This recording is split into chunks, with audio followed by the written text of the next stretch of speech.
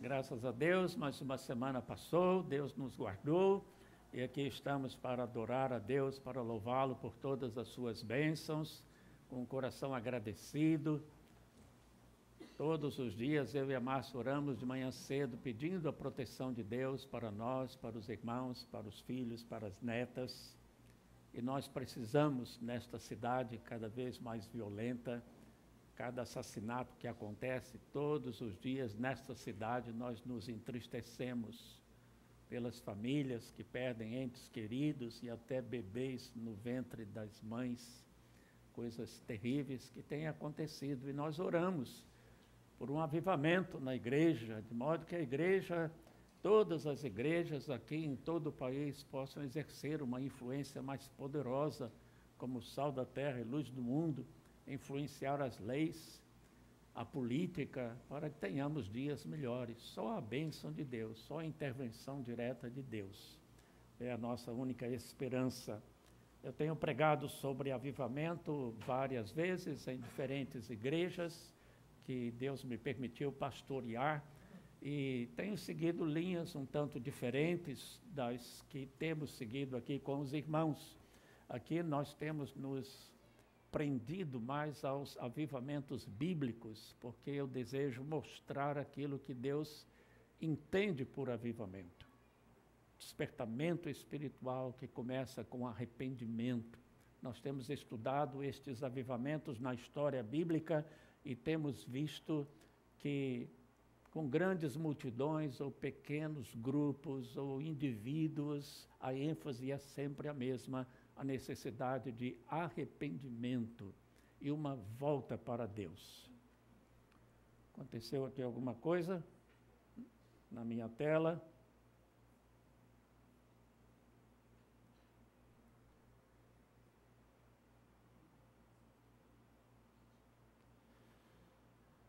Hoje nós vamos falar sobre o clímax de todos os avivamentos, o avivamento de Jesus Cristo. Não é Jesus sendo avivado porque ele não precisava, mas é ele avivando indivíduos, avivando a sua igreja nascente. Então o avivamento de Jesus foi o clímax de todos aqueles avivamentos que nós já estudamos na história bíblica. E concluímos domingo passado essa primeira parte com o avivamento liderado por João Batista. Então, hoje, avivamento de Jesus. O avivamento que começou com João Batista e que nós estudamos domingo passado, continuou em Jesus. Porém, o avivamento de Jesus foi, claro, muito mais poderoso, muito mais abrangente, foi perfeito e exemplar. Se quisermos um avivamento, nós temos que olhar para aquilo que Jesus ensinou e para aquilo que ele faz em nossas vidas. Agora eu usei a expressão continuou em Jesus, mas será que é uma expressão adequada? Jesus simplesmente continuou a obra de João ou a obra daqueles líderes de avivamento do Velho Testamento? Eu diria que não é bem assim. Os líderes do Velho Testamento e João, no Novo Testamento, foram instrumentos de Deus na condução de avivamentos. Eles pregaram, eles chamaram o povo ao arrependimento. Então, nós lemos a respeito do apóstolo Paulo, que foi um líder de grande avivamento no Novo Testamento, nas igrejas que ele plantou. Este homem é meu instrumento para levar o meu nome a gentios, a reis, e o texto continua. Então, um homem como o apóstolo Paulo e todos aqueles outros líderes de avivamento de que nós falamos, incluindo João Batista, todos eles foram simplesmente instrumentos nas mãos de Deus. Ao passo que Jesus foi e é o autor de todos os avivamentos. Lá em Hebreus, nós lemos no capítulo 11 uma galeria de heróis da fé, inclusive aqueles líderes de avivamento do Velho Testamento. João Batista, um outro exemplo de fé, já no Novo Testamento. Em Hebreus 11, estes líderes, estes homens de fé são colocados como exemplos para nós, inspiração para nós. Então, o texto em Hebreus 12 começa dizendo que nós devemos ter lembrança destas testemunhas do Velho Testamento para nos encorajarmos na nossa fé e no nosso próprio avivamento. Mas o versículo seguinte, o versículo 2, diz isto que está aqui resumido. Devemos fazer isso com os olhos fitos em Jesus, que é o autor e o consumador da nossa fé. Poderíamos seguir com o texto, fazendo jus ao contexto e dizer que é o autor e consumador da fé e também de todo o avivamento. Porque é com fé, arrependimento e fé que nós somos despertados espiritualmente e avivados. Jesus continua avivando ou reavivando indivíduos e igrejas até hoje. Ele não foi o autor apenas daquele avivamento conduzido pessoalmente por ele na sua encarnação. Pela obra do Espírito Santo, ele continua agindo em resposta às nossas orações. Então, é o Espírito Santo de Jesus Cristo que opera o avivamento em nosso meio e em nossa vida. Entendendo sempre, quero frisar, que isso começa com arrependimento, com um retorno a Deus, com fervor espiritual, uma volta à leitura da Bíblia, uma volta à igreja do Senhor Jesus Cristo, um cuidado para vencer as tentações, evitar o pecado. Isto é avivamento, segundo temos aprendido na Bíblia. Se Jesus é o autor do avivamento, certamente ele não só fala sobre avivamento, sobre despertamento espiritual. Ele vive aquilo que ele prega. Então, temos que falar algo ainda aqui rapidamente sobre a vida avivada de Jesus. Os 4 evangelhos narram a vida de Jesus. E eu gosto tanto disso que escrevi aquela trilogia Ninguém como Jesus. Fui escrevendo, pesquisando, no fim, mesmo resumindo, mesmo escolhendo alguns aspectos da vida terrena de Jesus, foi ficando grosso o livro e nós tivemos que dividir em 3. E tanta coisa foi deixada de lado. Então, o que a gente pode dizer num único sermão sobre a vida de Jesus? Dar alguns destaques, mas lembram-se os irmãos de que há muito, muito mais para nós aprendermos com a vida de Jesus. Inicialmente, Jesus foi, como homem, cheio do Espírito Santo e do seu fruto. Nós vimos que João Batista batizou Jesus e, ao término do batismo, ouviu-se uma voz do céu: "Este é o meu filho amado em quem me comprazo", e uma pomba desceu e pousou sobre Jesus, significando que ele estava sendo ungido pelo Espírito Santo. Mesmo sendo uma das 3 pessoas da Trindade, Pai, Filho e Espírito Santo, mas tendo-se feito homem, tendo-se encarnado, o próprio Jesus, que nunca pecou, precisou de ser batizado pelo Espírito Santo. Precisou do poder do Espírito Santo. Então, ele foi assim batizado pelo Espírito Santo e, numa ocasião próxima, iniciando ainda o seu ministério, em Nazaré, ele foi à sinagoga pregar, deram-lhe o livro da lei e ele abriu numa profecia de Isaías e leu, entre outras coisas, isto que está aqui repetido em Lucas: "O Espírito do Senhor está sobre mim, pelo que me ungiu para pregar boas novas." Se Jesus, repito, precisou de ser ungido para poder pregar, quanto mais nós, irmãos, dependemos do Espírito Santo para testemunhar, para vencer as tentações, para falar de Cristo, para pregar o Evangelho e a palavra de Deus. Jesus foi cheio do fruto do Espírito. Paulo escreveu aos Gálatas que o fruto do Espírito é amor, alegria, paz, paciência, amabilidade, bondade, fidelidade, mansidão, domínio próprio, 9 virtudes. Como um cacho de uva, todas são desenvolvidas juntas em nossa vida cristã, quando nós somos trabalhados pelo Espírito Santo. Isto em Jesus era perfeito. Uma das coisas que mais se nota no estudo do Evangelho, principalmente quando Jesus oferece a sua vida na cruz, é o seu amor. Pediram-me para pregar, creio que foi no começo deste ano, que a gente foi à igreja do Paulo Júnior, lá em Brasília e em Goiânia, e pediram-me para falar sobre a compaixão de Jesus. E algumas passagens maravilhosas que mostram como Jesus era compassivo. Ele olhava para as multidões, naquela cena da multiplicação dos pães, e tinha compaixão de toda aquela gente. Ele via toda aquela multidão como ovelhas que não têm pastor.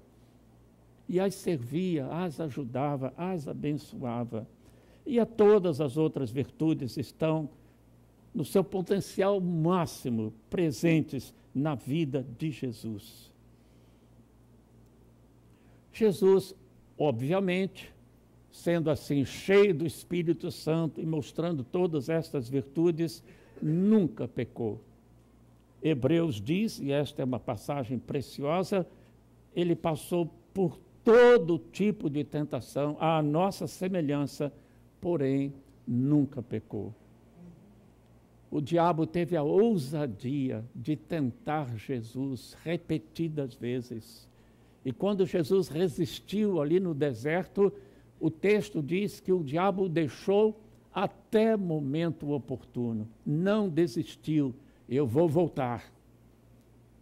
E quantas vezes voltou? Inclusive, quando Jesus estava na cruz, usando os ladrões e a multidão ali de frente, certamente foi o diabo que lhe disse: tu não és o filho de Deus, então desce daí.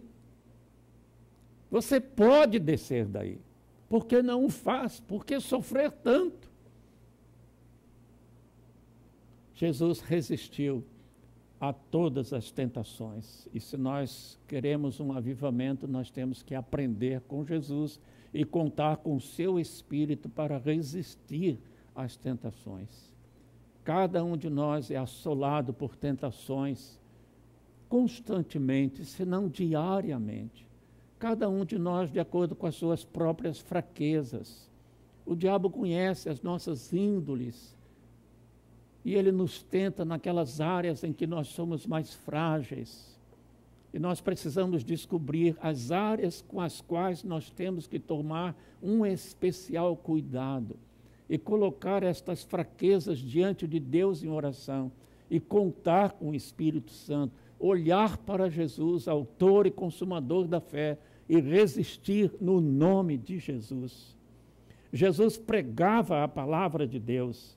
Ele disse lá em Mateus: estas palavras que vocês estão ouvindo não são minhas, são de meu Pai que me enviou. Essa citação aqui embaixo está equivocada, não é esta passagem, é um texto de João, onde Jesus diz estas palavras.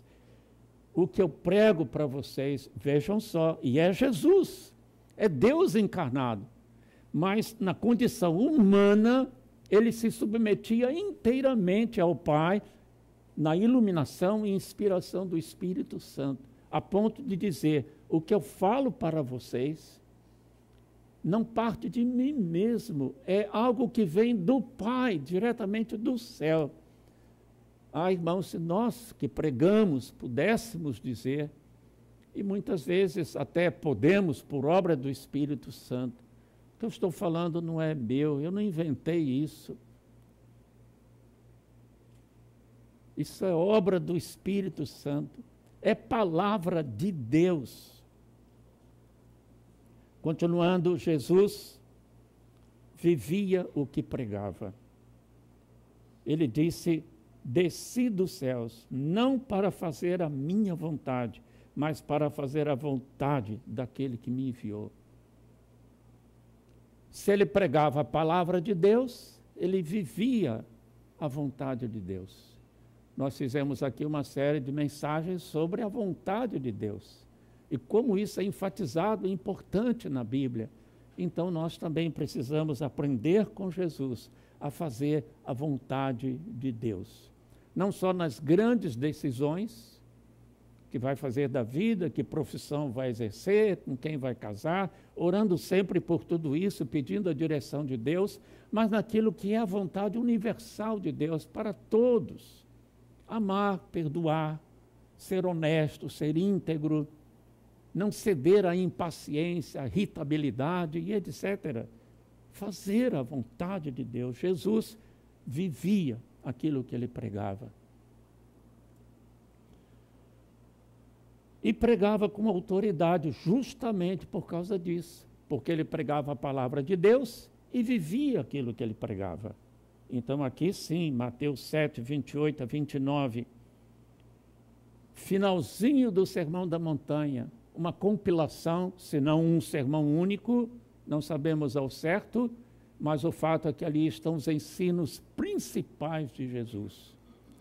E vale fazer uma série de sermões ou estudos no Sermão da Montanha.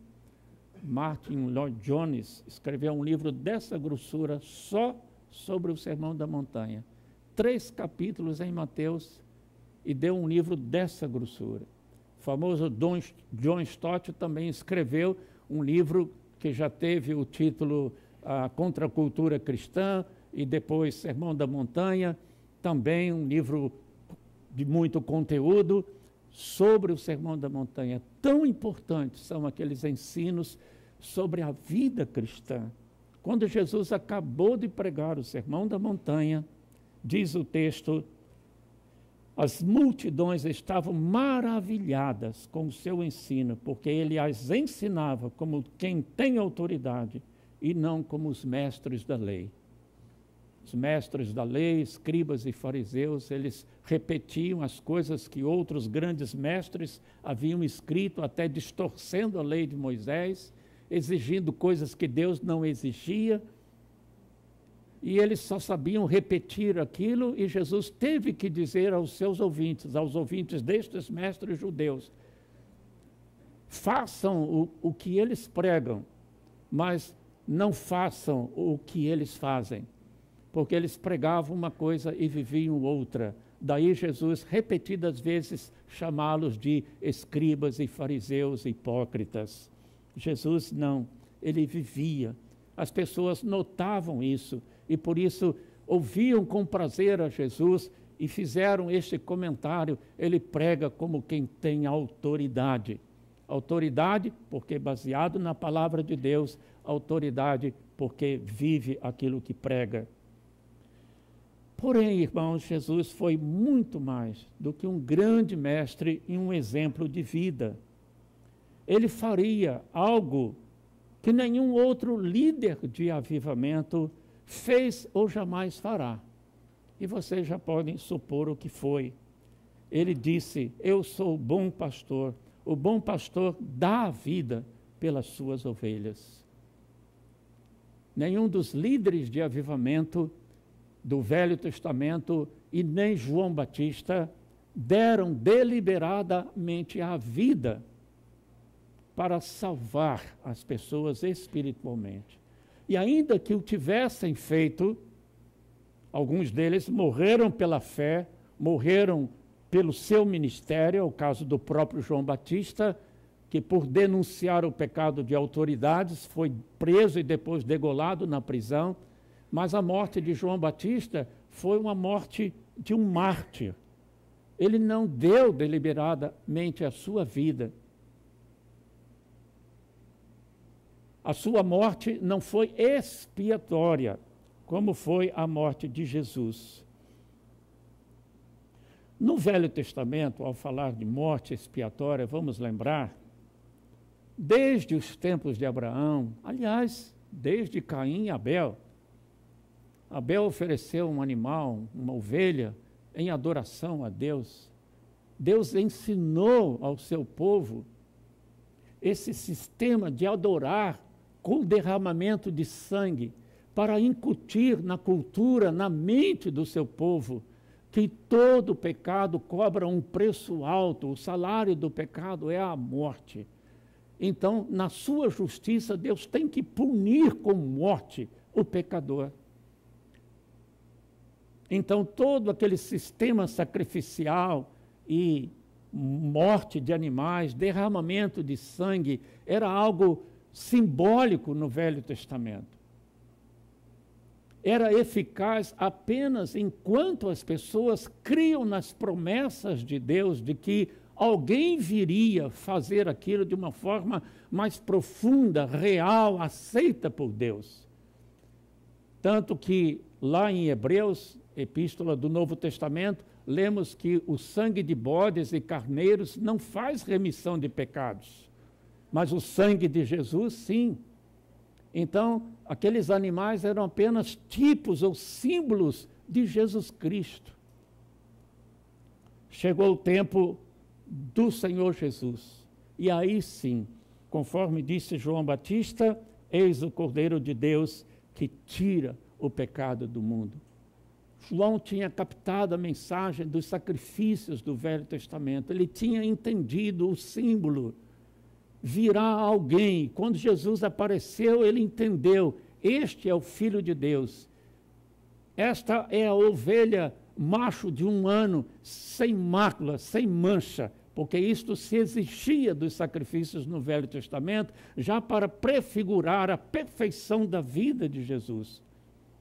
Então, somente alguém que nunca tinha pecado poderia oferecer a Deus um sacrifício aceitável e fazer expiação por todos nós. Ao falar de expiação, talvez você se lembre de uma expressão usada até por pessoas que nunca leram a Bíblia, que não têm o temor de Deus e que não sabem que essa expressão é bíblica, bode expiatório. Todo mundo sabe o que isto significa. É alguém que paga pelos outros. Alguém que não tem culpa, mas que voluntariamente ou por imposição paga pelos pecados dos outros. Então Jesus é o bode expiatório. Jesus assumiu, como lemos no começo do culto, os nossos pecados, os pecados de toda a humanidade. Por isso que na cruz ele fez aquele clamor, Deus meu, por que me desamparaste? Ele tinha tanta noção da pecaminosidade que repousava sobre ele naquela hora, que ele pensou, sentiu como se Deus o tivesse desamparado, porque, como diz o profeta Isaías, as vossas iniquidades fazem separação entre vós e o vosso Deus. E eu entendo que este foi o sofrimento maior de Jesus na cruz, maior que as próprias dores físicas que ele estava sentindo com aqueles ferimentos. A dor moral, espiritual, assumindo a culpa dos nossos pecados. Então, é assim que Jesus promove o avivamento na nossa vida. E foi isso que Jesus pregou essencialmente. Além dos ensinos, como os do Sermão da Montanha, sobre prática na vida cristã, relacionamentos humanos e etc., ele pregou uma mensagem de salvação, que nós chamamos mensagem evangélica. João dizia, fazendo outra vez um contraste entre João e Jesus, arrependam-se, pois o reino de Deus está próximo. Preparem o caminho para o Senhor. O que nós estudamos, repito, domingo passado. Então, o arrependimento está presente. E algumas providências para acertar as coisas erradas da vida, para receber Jesus. Mas o que é que Jesus pregava? O que havia de novo na pregação de Jesus? O reino de Deus está próximo, arrependam-se. A mesma mensagem de João, mas Jesus acrescentava, e creiam nas boas novas. Então agora o elemento novo no avivamento de Jesus é a fé evangélica. É a fé em tudo aquilo que Jesus fez e que nós rapidamente mencionamos, ou seja, oferecer o seu próprio corpo como sacrifício pelos nossos pecados, atendendo aos reclames da justiça de Deus. Justiça e amor se encontraram na cruz, vale acrescentar. Deus, por ser justo, tinha que punir o pecado e puniu em Cristo. Mas por ser amor, não queria nos condenar e colocou o seu próprio Filho para fazer a expiação pelos nossos pecados e nos reconciliar com Deus. Então, o avivamento, na verdade, irmãos, começa com a pregação pura e simples do Evangelho do Senhor Jesus. E Evangelho significa boas novas. Toda a história de Jesus, nascimento, vida, morte e ressurreição. E o centro da mensagem evangélica é a cruz. O mesmo John Stott, que há pouco eu citei, escreveu um outro livro, grosso também, intitulado A Cruz de Cristo, mostrando a importância da mensagem da cruz, a morte expiatória de Jesus por nossos pecados. Ocorre um avivamento na vida dos que se arrependem e creem em Jesus, recebendo-o como seu Salvador e Senhor. Destaquei as palavras Salvador e Senhor para poder fazer esse rápido comentário. Recentemente, fim do ano passado, ali na Igreja Presbiteriana de São Cristóvão, eu fiz uma série de sermões sobre o senhorio de Jesus Cristo, sempre com a pergunta: quem de fato é o Senhor da sua vida? E essa é uma pergunta que você deveria responder diante de Deus. Quem de fato é o Senhor da sua vida? Se você é um cristão e eu perguntar quem é o seu Salvador, obviamente e depressa você vai dizer: Jesus é o Salvador. Mas e se eu perguntar quem é o Senhor? E se você disser muito precipitadamente, é Jesus, eu o convido a refletir se de fato você age como um servo do Senhor Jesus. Porque se Ele é Senhor, nós somos servos. E o servo não é dono de nada. Ele administra os bens do seu Senhor. O servo não tem vontade própria. Ele obedece ao seu Senhor. Isso é real na nossa vida, no nosso relacionamento com Jesus. Avivamento na prisão, por fim. Você conhece a história, essa figura um pouco tosca, mas representa essa história. Paulo e Silas na prisão, na cidade de Filipos, onde ele plantou aquela igreja, talvez a menina dos seus olhos, a igreja mais querida, mas ele foi açoitado junto com Silas, foi posto na prisão, e lá pela meia-noite eles oravam e cantavam louvores a Deus, apesar de presos no tronco, apesar de acorrentados, apesar de cheios de hematomas, porque tinham tomado uma bruta surra, mas eles não ficaram a reclamar.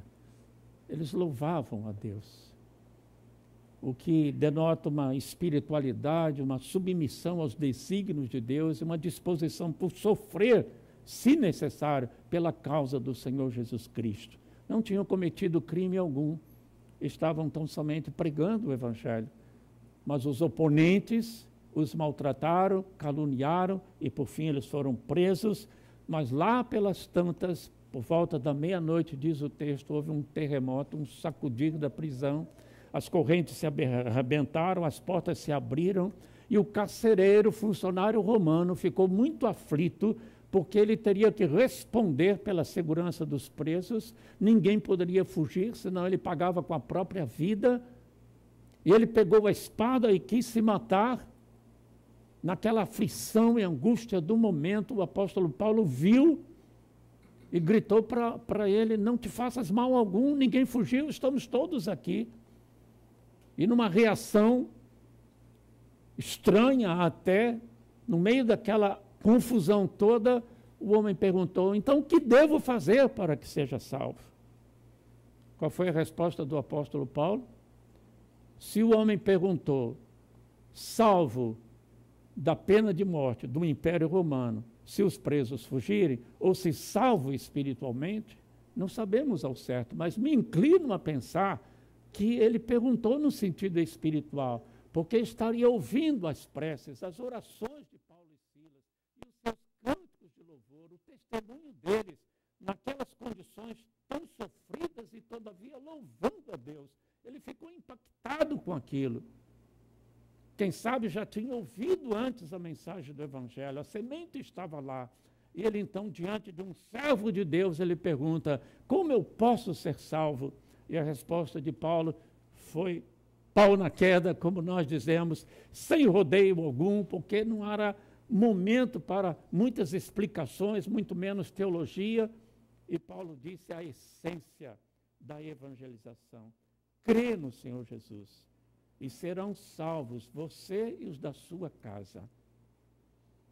Não somente você, mas sendo você o chefe da família, certamente você experimentando a presença de Cristo na sua vida, você nascendo de novo, você experimentando um avivamento, certamente você vai conduzir a sua família no mesmo caminho. Então, Paulo, nessa fé, já antecipou, serão salvos você e os da sua casa. Você acha que é forçar o texto, deduzir que naquela noite houve um avivamento naquela casa? O texto diz que a partir daquele momento o carcereiro passou a servir a Paulo e Silas e a pensar as suas feridas. Levou-os para a sua casa, que certamente era conjugada com a prisão, porque ele era funcionário para tomar conta daquela prisão. E durante aquela mesma noite, o apóstolo Paulo batizou o carcereiro de Filipos e toda a sua família. Certamente conversaram no restante da noite. Certamente Paulo explicou melhor o que é crer em Jesus para receber a salvação. E como eles responderam positivamente à pregação, Paulo os batizou na mesma noite. Concluo com este quadro, um quadro muito conhecido, mas eu espero que nos falem mais uma vez, entendendo que o avivamento, quando ocorre em um de nós, ele se alastra em nossa família. E da família mais próxima se estende aos familiares mais distantes. Enfim, avivamento é fogo que se alastra. Como nós temos aqui mostrado, aquela figura dos palitos de fósforo, se eu pudesse fazer disso um filme, eu ia mostrando o primeiro palito que a gente mostra sempre aceso, botando fogo nos demais, e aí todos eles pegando fogo. Então, seja você um palito aceso, seja você avivado. E como? Inspirando-se na nuvem de testemunhas, lembrando o texto de Hebreus, todos aqueles heróis da fé do Velho Testamento e líderes de avivamento, mas olhando firmemente para o autor e consumador da fé e de todo o avivamento, inspirando-se na pessoa de Jesus, lendo a palavra de Jesus, dobrando os seus joelhos diante de Cristo, pedindo perdão, com verdadeiro arrependimento pelos seus pecados. Levemos isto a sério, irmãos. Gostaria que, pela graça infinita de Deus, ao terminar esta série de mensagens, domingo que vem, isso não caia no esquecimento, que as coisas não permaneçam do mesmo jeito de sempre, mas que cada um de vocês responda a Deus e seja um instrumento de avivamento, um palito aceso que incendeia os demais. Que a nossa igreja possa experimentar esse fervor espiritual. Isso tem que ser algo que você faz individualmente, decidindo definitivamente a separar uma hora cada dia para ler a Bíblia, para orar por assuntos específicos, para reconciliar-se com pessoas com as quais tenha alguma dificuldade relacional, para acertar seus negócios e, sabe Deus, abandonar definitivamente determinados pecados renitentes, vencer aquelas fraquezas pessoais, só por Jesus Cristo, o autor do avivamento, através do seu Espírito Santo. Se Deus permitir, no próximo domingo nós falaremos sobre o avivamento de Pentecostes, que foi algo extraordinário, realizado por Jesus através do Espírito Santo, inaugurando a era do Espírito. Jesus encarnado, feito homem, retorna ao céu na ascensão e promete que daí a dias ele enviará o seu Espírito, conforme as promessas do Velho Testamento e do Novo Testamento. E, de fato, um tremendo avivamento começou em Jerusalém e se alastrou por toda a volta do mar Mediterrâneo até a Europa, através do ministério, principalmente de Pedro e do apóstolo Paulo. Deus nos abençoe.